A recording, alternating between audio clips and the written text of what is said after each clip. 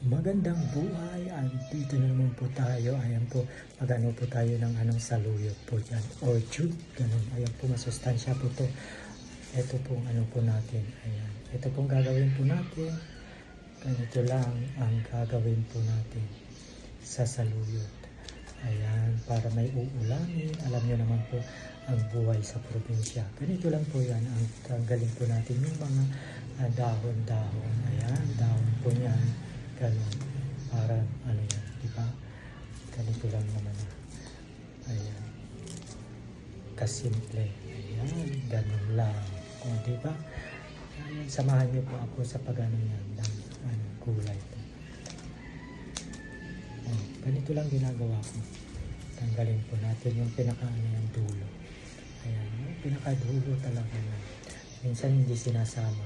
Ayan po, yung iba kasi sinasama na. Pero sa amin, hindi po namin sinasama para ano yan.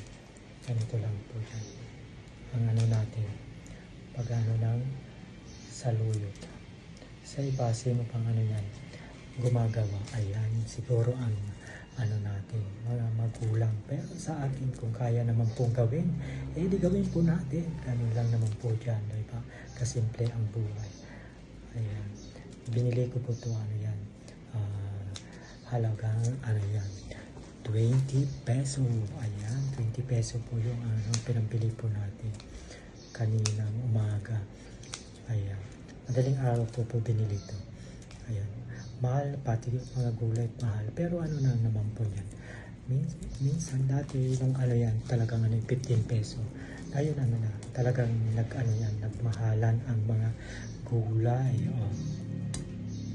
Kaya ano lang po, tsaga-tsaga lang po talaga, ganyan. Hindi naman po tayo pwedeng ano yan, puro ano na lang isda o kaya karne, di ba?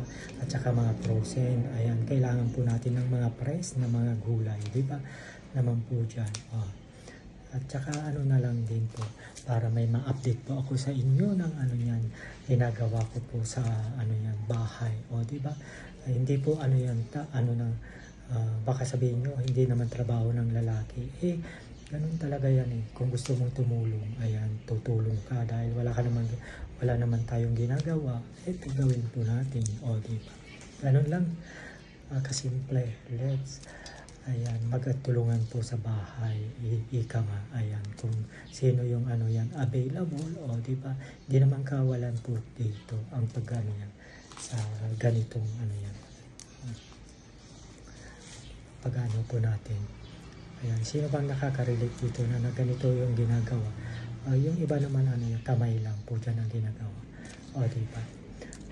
Ano lang naman po dyan para may ano po tayo, di.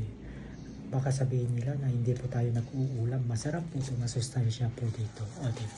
Ginagawang sabaw po ito minsan. O, diba? Thank you for watching. Bye-bye po now. Sana'y nasundan niyo po ko. Ayan, thank you.